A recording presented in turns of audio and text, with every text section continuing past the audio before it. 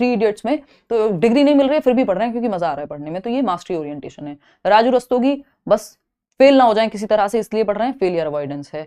और ये जो चतुर्थ है इनको फर्स्ट आना है कुछ भी करके, रट्टा लगा करके, तो ये परफॉर्मेंस ओरिएंटेशन में आएंगे। ठीक, प्रदर्शन उन्मुखीकरण कहते हैं इसको। एक क्वेश्चन और आएगा आगे, क्वेश्चन नंबर 8 देखिएगा और जवाब दीजिएगा। क्वेश्चन नंबर 8 क्या कहता है, which of the following characterizes the process for socialization, सामाजिकरण की प्रक्रिया के बारे में कौन बताता है, सामाजिकरण की प्रक्रिया की विशेषता पहचाननी है आपको। सोशलाइजेशन क्या होता है, प्रोसेस है कि आप समाज में रहना सीखते हैं, है ना, घुलना मिलना सीखते हैं, रहना सीखते हैं, कुल मिलाकर के नियम कायदे कानून सीखते हैं समाज के, यही सामाजिकरण की प्रक्रिया है। तो अगर वो भारत का समाज है तो एक तरह की चीजें सीखेंगे, अगर वो श्रीलंका का समाज है तो एक तरह की चीजें सीखेंगे, अगर वो अमेरिका का समाज है तो एक तरह की चीजें सीखेंगे।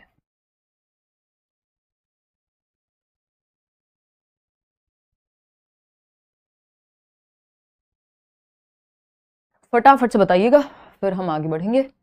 ए ऑप्शन, चलिए देखते हैं।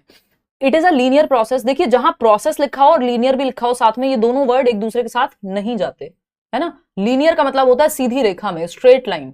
ना तो डेवलपमेंट लीनियर हो सकता है एक सीधी रेखा में चलने वाला, ना लर्निंग लीनियर हो सकती है, ना सोशलाइजेशन यानी सामाजिकरण लीनियर हो सकता है। कोई भी प्रोसेस लीनियर नहीं हो सकती, इवन मोटिवेशन भी लीनियर नहीं होगी, बिल्कुल स्ट्रेट लाइन ऊपर नीचे तो होती है ना चीजें, तो स्पाइरल तो होगा अगर प्रोसेस है तो आगे पीछे तो जा सकता है, ग्रेजुअल है लर्निंग ना कि लीनियर है, तो स्ट्रेट लाइन नहीं होता कि एक सीधी रेखा में है। सामाजिकरण हो सकता है आज 2 चीजें सीखी, हो सकता है जीवन के 15 सालों में आपने जितना सीखा हो अगले 2 सालों में आप उससे ज्यादा सीख लें, समाज के नियम कायदे कानून को भी मानते हुए अगर हम देखें तो, ठीक है ना। तो यह एक रैखिक प्रक्रिया है, रेखिक नहीं है भाई ये। It is a complex process, बिल्कुल। अगर प्रोसेस है, कोई भी प्रक्रिया है, प्रक्रिया क्या सतत होती है, प्रोसेस है ना, तो जटिल तो होती है, ठीक बात है। It takes place uniquely in different cultures, अलग अलग संस्कृति में अलग अलग तरीके से होती है, कहीं पे नमस्ते, कहीं पे हेलो, कहीं पे कुछ और, ठीक, बात सही है। It is a multi dimensional process, बहुआयामी प्रक्रिया है। हाँ, बहुत सारे फैक्टर्स भी इन्वॉल्व हैं और कई सारे आयाम हैं इसके, है ना। आप घर पे अलग तरीके से रहना सीख रहे हैं, बाहर अलग सीख रहे हैं, सेकेंडरी सोशलाइजेशन है, प्राइमरी सोशलाइजेशन है, आपका मीडिया से लेके और 70 तरह की चीजें, जिन दोस्तों में आप उठ रहे हैं बैठ रहे हैं, 70 चीजें हैं जो सोशलाइजेशन की बेसिकली काफी सारी डायमेंशन है, ये कह सकते हैं हम। तो बी, सी और डी तो हमें सही लग रहा है, ए को हम सही नहीं मानेंगे, तो first option is the right answer over here. आगे बढ़ेंगे नेक्स्ट क्वेश्चन पे। जीवन में आगे बढ़ना बहुत महत्वपूर्ण है, नहीं तो फिर आपको पता ही है हमारे पास कैसे कैसे कमेंट्स लेके लोग आते हैं कि गर्लफ्रेंड नहीं है, ये है वो है। तो आगे बढ़ जाइए चुपचाप से। देखिए अजर्शन और रीजन। अजर्शन क्या है, students are more likely to do well and stay in school if they have emotional attachment to their school and believe that they matter. मतलब छात्रों को अच्छी तरह से, बेसिकली इसके ट्रांसलेशन में थोड़ी गड़बड़ लग रही है हिंदी की आज, कल बोलूंगी इनको। Students are more likely to do well, बच्चे अच्छा प्रदर्शन करते हैं यदि उन्हें इमोशनल अटैचमेंट होती है स्कूल से, तो कि यार ये हमारा स्कूल है। आज भी, आज अगर जिन लोगों का एक अच्छा कनेक्शन रहा हुआ है स्कूल को लेकर के, मैं बुलंदशहर जाती हूँ आज भी वो स्कूल देख करके, या फोटो रखा हुआ है बराबर में, तो लगता है एक इमोशनल अटैचमेंट है कि ये अपना स्कूल है, एक इमोशनल कनेक्शन है। जबकि बाकी स्कूल में या दिल्ली में आके भी मैं हुई तो वो शायद वो अटैचमेंट नहीं क्रिएट हो पाया, ठीक। तो वो इमोशनल अटैचमेंट की जब हम बात करें, तो इमोशनल अटैचमेंट अगर बच्चे का स्कूल से है तो वो बेहतर सीख पाएगा, क्योंकि उसको लगता है यार ये अपना स्कूल है, ये अपना घर है ना, ये अपने दोस्त हैं, ये अपना अपना करके तो हमने बैंड बजाई हुई है अपनी। ये लोग कूड़ा भी रोड पे फेंक देते हैं क्योंकि उनको लगता है ये तो बाहर किसी और का देश है, किसी और की सड़क है ना, गाड़ी अपनी है तो गाड़ी में मत रखो कूड़ा। ये एक तरह से देखा जाए तो यही चीज है ना, गलत है। तो अगर हम देखें जहां पे हमारा इमोशनल अटैचमेंट होता है, अगर उस रोड से भी उतना ही इमोशनल अटैचमेंट हो तो वो काम नहीं करेगा, इंसान घर पे आके डालेगा डस्टबिन में, ठीक। तो इमोशनल अटैचमेंट यदि है तो इंसान को लगेगा ये चीज मैटर करती है, या आप भी मैटर करते हैं उस स्कूल में, तो बात तो सही है, क्योंकि इमोशंस जो है कॉग्निशन को, लर्निंग को इंपैक्ट करते ही हैं। इसका रीजन क्या है, emotions play a significant role in learning, बिल्कुल सही बात है। इमोशन और कॉग्निशन जो है वो एक दूसरे को प्रभावित करते हैं कि आप कैसे सोचते हैं। कॉग्निशन में क्या है, जितने भी काम दिमाग से होते हैं, thinking, reasoning, problem solving, decision making, तो आप यदि आप जैसे सोचते हैं वो आपके इमोशन से प्रभावित होता है। क्या आप किसी चीज के बारे में फील करते हैं उस तरह से फिर आप सोचते हैं उस चीज को लेकर के, तो दोनों इंटर रिलेटेड है। कॉग्निशन एंड इमोशन 1 नंबर का टॉपिक है। Both A and R are true and R is the correct explanation of A, simple बात। चलिए आगे बढ़ जाते हैं। क्वेश्चन नंबर 10 देखिएगा क्या कहता है भाई। क्वेश्चन नंबर 10, क्वेश्चन नंबर 10 क्या कहता है, देखिएगा क्वेश्चन नंबर 10। पढ़िए और जवाब दीजिए। After getting out in the game due to, हाँ कॉलेज में भी होता है भाई ये चीज, जहां पे भी इमोशंस जुड़े होंगे वो आपको लगेगा ही वहां पे कि आई थिंक आई मैटर, या फिर वो चीज आपके लिए भी मैटर करेगी जहां पे भी इमोशंस जुड़े हुए होंगे, चाहे वो कॉलेज हो, इंसान हो, एक्स हो, वाई हो, जेड हो, है ना। देखो एक बार, after getting out in the game due to the rope getting stuck in her leg while jumping, Aru says that the rope deliberately got her out. At what stage of Jean Piaget's theory of cognitive development do children reason like this? मतलब आरू एक बच्ची है, जब वो रस्सी कूद रही है तो उसको बीच में रस्सी अटक जाती है और वो गिर जाती है, वो रोप जंप की होगी आपने, स्किपिंग, तो वो कहती है कि ये रस्सी ने जानबूझ करके मुझे चोट पहुंचाई है, इसने आउट किया मुझे। ऐसा खेलते टाइम आपने भी किया होगा कभी ना कभी, जब आप छोटे होते हैं तो बच्चा क्या है, ईगो सेंट्रिक है ना, या एनिमिस्टिक है कुछ हद तक, क्योंकि उसको लगता है रस्सी में भी जान है, वो भी लिविंग थिंग है, जबकि रस्सी तो नॉन लिविंग है, निर्जीव है ना, लेकिन वो निर्जीव को भी सजीव समझ रहा है।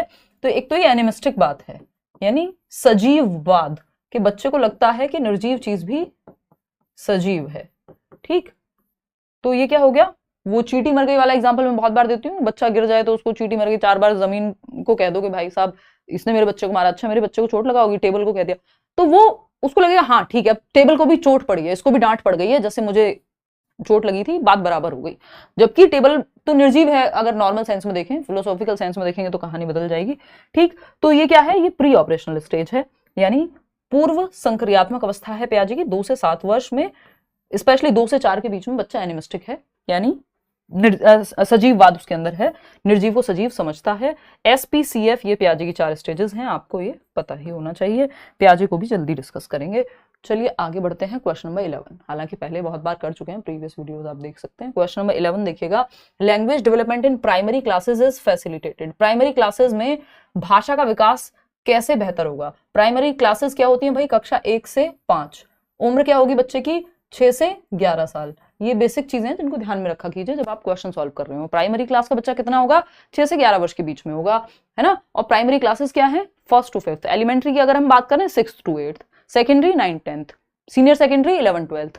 ठीक, तो बाकी अभी न्यू एजुकेशन पॉलिसी ये सब चेंज करने के उसमें है मूड में, थोड़ा सा, मतलब पूरा तो नहीं बट थोड़ा परिवर्तन आएगा। प्राथमिक कक्षाओं में भाषा विकास की सुविधा प्रदान की जाती है, कैसे बेहतर होगा प्राथमिक कक्षाओं में भाषा विकास, क्योंकि इस टाइम पे लैंग्वेज डेवलपमेंट भी बहुत ही सेंसिटिव पीरियड है, ये भाषा विकास के लिए भी इंपॉर्टेंट है अगर देखा जाए, हालांकि इससे पहले वाला और ज्यादा इंपॉर्टेंट है। बट आ जाते हैं वापस, when teachers ignore and dismiss the mother tongue of the children. देखो बच्चे की अगर मातृभाषा को डिसमिस किया जाएगा, अनदेखा किया जाएगा, उसको डांटा फटकारा जाएगा मातृभाषा के इस्तेमाल पे, तो गड़बड़ हो जाएगी, एकदम खराब तरीका है। फिर आता है question option number 2, when teachers stress upon and enforce the use of formal language. देखिए औपचारिक भाषा से जरूरी है, प्राइमरी क्लासेस में आपका 3 लैंग्वेज फॉर्मूला भी कहता है, बच्चे की मातृभाषा यानी मदर टंग या फिर रीजनल लैंग्वेज, जो क्षेत्रीय भाषा है वहां की, जिस जगह वो रहता है उसका इस्तेमाल करिए, ना कि औपचारिक या स्टैंडर्ड लैंग्वेज का जो स्कूल में चल रही हो, इंग्लिश या जो भी चल रहा हो। फिर आता है थर्ड ऑप्शन, तो ये तो गलत हो जाएगा। थर्ड ऑप्शन है when teachers use concrete examples to refer to abstract concepts. जब शिक्षक अमूर्त अवधारणाओं को संदर्भित करने के लिए मूर्त उदाहरणों का प्रयोग करते हैं, यानी PEN पेन होता है, तो वो पेन दिखा रहे हैं फिर लिखवा रहे हैं, तो बच्चा बेहतर तरीके से समझेगा, बात तो सही है। When teachers begin from signs and symbols then concrete objects, ये उल्टा है, कॉन्क्रीट से साइन एंड सिंबल्स की तरफ जाना चाहिए। पहले पेन दिखाया जाएगा, ए फॉर एप्पल होता है तो एप्पल पहले से पता होता है बच्चे को, बाद में वो ए सीखता है। ठीक, तो सिंबल्स पे आप पहले कॉन्क्रीट से सिंबल की तरफ जाएंगे। ठीक है, तो ये हो जाएगा आपका थर्ड ऑप्शन।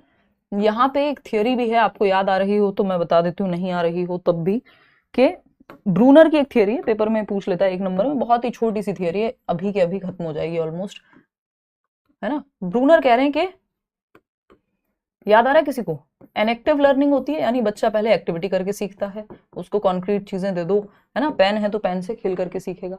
फिर वो आइकॉनिक लर्निंग होती है, यानी अब वो पिक्चर दिखा दो आप उसको इसकी, तो पेन से भी, मतलब पिक्चर से भी सीख लेगा। फिर थर्ड स्टेज है आपकी, जिसको हम सिंबॉलिक स्टेज कहते हैं, अब वो सिंबल्स से भी सीख लेता है, यानी अब आप भाषा के माध्यम से भी सीख लेंगे। आपको हर बार एक किताब में जितने शब्द लिखे हैं उसके लिए आपको वस्तुएं नहीं चाहिए, जो भी लिखा होगा उसी लिखे से, उस सिंबल से आप समझ जाएंगे कि मतलब क्या है। ठीक, तो ये 3 स्टेज है, तीनों एक साथ फिर जीवन पर्यंत चलती हैं, ऐसा नहीं है एनेक्टिव के बाद आइकॉनिक में आ गए फिर सिंबॉलिक में आ गए बाकी खत्म हो गए, नहीं। आज भी आप चीजें कुछ करके सीखते होंगे, कुछ देख करके सीखते होंगे, और सिंबॉलिक तो है ही, अब आप पढ़ के भी सीख पा रहे हैं, भाषा सिंबल्स का ही तो पूरा सिस्टम है ना। तो ये है आपकी 3 स्टेजेस ब्रूनर के हिसाब से। चलिए खैर आगे बढ़ते हैं, नेक्स्ट क्वेश्चन पे चलेंगे, क्वेश्चन नंबर है 12। क्या कहता है भाई क्वेश्चन नंबर 12, फटाफट से पढ़ेंगे। क्वेश्चन नंबर 12 कहता है which of the following types of questions can help assess a student's ability to evaluate information critically.